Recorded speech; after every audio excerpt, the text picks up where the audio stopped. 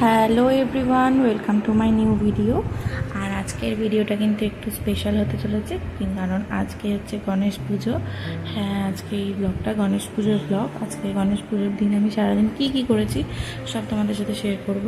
আমি প্রথমে ফল টলগুলো ধুয়ে নিয়েছিলাম। তো এবারে আমি চেষ্টা করেছি যেটুকুনি যে ভিডিও করার তোমাদের সামনে তুলে ধরার, কারণ সবটা পুরোপুরিভাবে ঠিক করে করতে পারিনি। তো এখানে আমি একটা নতুন গ্যাস খুলছি, কারণ আমি এই গ্যাসটাতে ভোগ রান্না করব। আর এর আগে আমাদের বাড়িতে কোনো দিনও ভোগ রান্না হয়নি। তো আমি একটু জবরদস্তি আর কি ভোগ রান্না উদ্যোগটা নিয়ে ভোগ রান্না করেছি, কারণ আমার খুব ইচ্ছা হয়েছিল এবারে আমি গণেশ ঠাকুরকে আমার একটু ভোগ রান্না করে দেবো, লুচি, সুজি, মালপোয়া এইসব। তো বাড়িতে বারণ করেছিল, কারণ আমাদের বাড়িতে দেওয়া হয়নি কোনোদিনও ভোগ, যেহেতু অনেকে নাকি বলে যে ব্রাহ্মণ ছাড়া অন্য কেউ ভোগ দিতে পারে না। ভোগ আমরা ঠাকুরকে দিই বলে সেটা ভোগ হয়, কিন্তু দিচ্ছি তো আমি তাদেরকে খেতে। আমি আমার সাধ্য মতো আমার হাতে দুটো করে আমি যদি তাকে একটু খেতে দিই, আমার মনে হয় না তাতে এমন কিছু পাপ আমি করছি। আর এই যে আমি এখানে এখন আপাতত আলপনা দিতে বসেছি। আর আমার ছেলে যখন থেকে গ্যাসটাকে হাতের কাছে পেয়েছে তখন থেকে একটু ডুব করেই যাচ্ছে। আর এই যে আলপনাটা দেওয়া হয়ে গেলে এরপরে আমি আস্তে আস্তে সমস্ত কিছু জোগাড় করতে বসবো। আর আলপনা দিতে বসেছি, একটু রং নেই, কিচ্ছু নেই। মানে আমি কালকে সব কিছুই কিনে নিয়ে এসেছিলাম, কিন্তু আমি রং কিনতে ভুলে গেছিলাম। আর এই কুচকুটাকে নিয়ে বেরোলে না একটা রকমই হয়, মানে ওর ট্যান্ট্রাম সহ্য করতে করতে আর অন্য কিছু ভুলে যাই। আর আমি যেমন হয় আর কি একটু ভুলো মন। আর আমি লিস্টও করে নিয়ে যাইনি, ভেবেছি অল্প কটা জিনিস ঠিক নিয়ে নেবো মনে করে। সেই কারণে ঠিক আছে, অসুবিধা নেই, যা রং আছে আমি চেষ্টা করছি সেই রঙটা দিয়েই দেওয়ার। আর এই যে ওভারঅল আলপনাটা এরকম দেখতে হয়েছে, জানি না কেমন দেখতে লাগছে, তোমরা জানিও। আর এখানে কিন্তু আমি ভোগ রান্না করতে বসছি, কারণ ওখানে আবার আগে সুজিটা ভেজে নিই, তারপর আমি লুচি ভাজবো। আর ওখানে কাজু কিশমিশগুলো ভেঙে টুকরো করে নিচ্ছি, কারণ এরপর লুচি ভাজবো না, তো তখন তেলের মধ্যে একটু অসুবিধা হবে। এখানে আমার সুজিটা ভাজা হয়ে গেছে অলমোস্ট।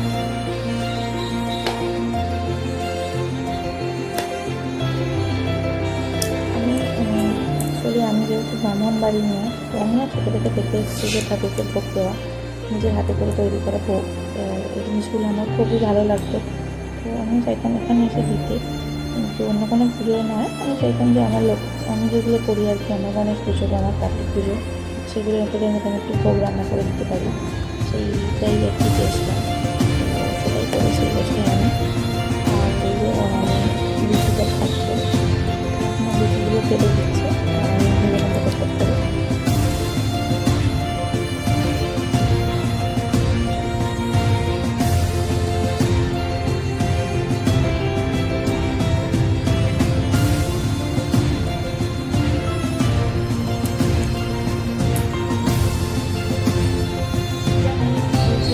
একটা পরিবার থেকে একটা পরিবারে আসতাম, একটা পরিবারের নিয়ম, একটা পরিবারে মিশে যাওয়া।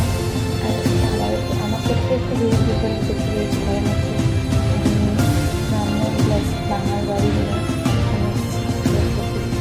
তো সেই কারণে পুজো আচ্ছা সমস্ত কিছু ইভেন আমাদের বাড়ির এখানকার সবজি কাটার স্টাইল আর এখানকার সবজি কাটার স্টাইল আলাদা। তো সবটা আমাকে এখানে আমি শিখেছি, আমাকে সবাই হাতে ধরে শিখিয়েছে।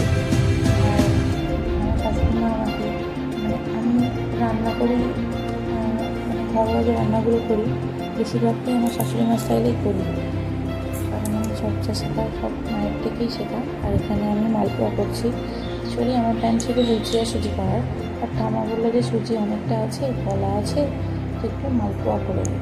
আমি একটাতে রাজি হয়ে গেলাম যে হ্যাঁ ভালোই, আরেকটা হাতে তৈরি মিষ্টি হয়ে যাবে।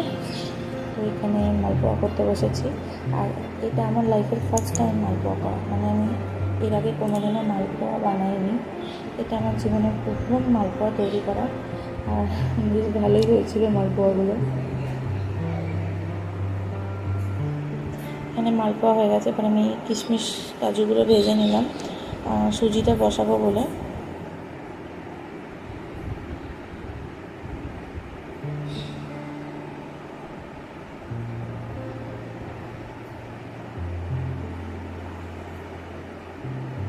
এখানে আমি সুজিটা বসিয়ে দিয়েছি, এবার সুজিটা একটু ফুটে গিয়ে শক্ত হয়ে এলে আমি নামিয়ে নেব। আর এই যে আমার ভোগ রান্না করা হয়ে গেছে। এবার আমি ওপর রেডি হতে এসেছি, কাপড় পরতে এসেছি। আর আমি এই কাপড়টাই পরেছি কারণ খুব গরম লাগছিল। আর এরকম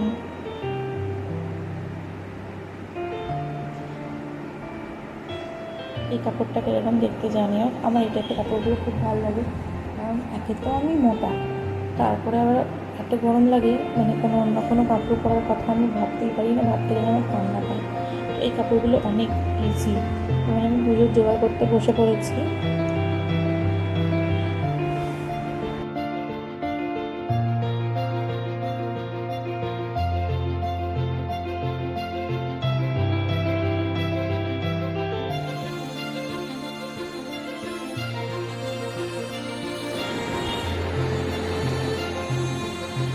এবার আমি লুচি, সুজি সমস্ত কিছু সাজিয়ে দেবো।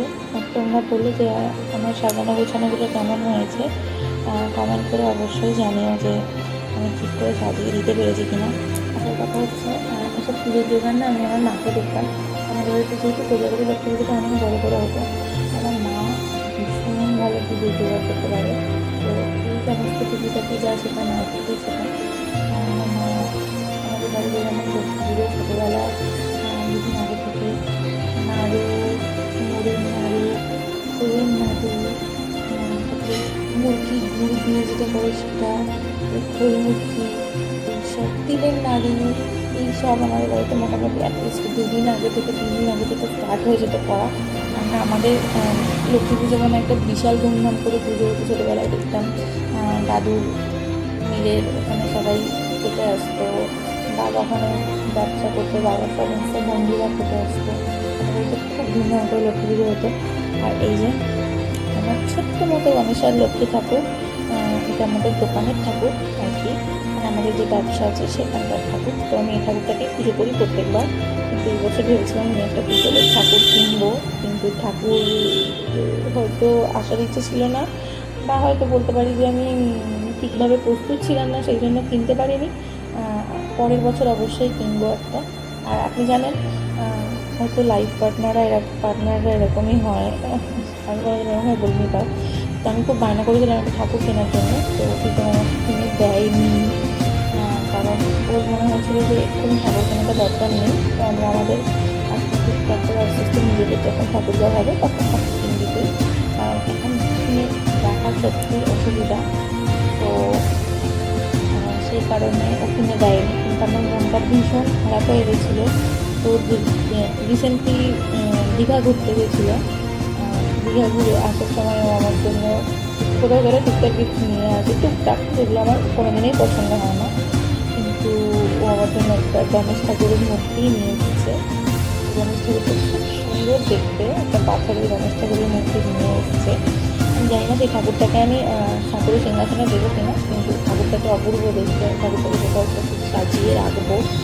আর এই যে বামন ঠাকুর পুজো করতে এসে গেছে, বামন ঠাকুর পুজো হয়ে গেলে অলমোস্ট পুজো হয়েও এসছে। আর আমি একাই অঞ্জলি দেওয়ার ছিলাম। এই আমাদের পুজো অলমোস্ট ডান। এবার আমি অঞ্জলি দেবো আর সবার বাড়িতে প্রসাদগুলো টুকটাক যে যা আসেনি তাদেরকে দিতে যাব। আর আমার আজকের এই গণেশ ঠাকুরের মানে গণেশ পুজোর ব্লগটা কেমন লাগলো তোমরা কমেন্ট করে জানিও। ভিডিওটা ভালো লাগলে লাইক করো। আর এই যে পুচকুটা আমার ফুলে উঠে এখন খেলা করছে। ভিডিওটা ভালো লাগলে লাইক করো। আর আমি এখন যাই, সবাইকে প্রসাদ দিয়ে আসি। বাই।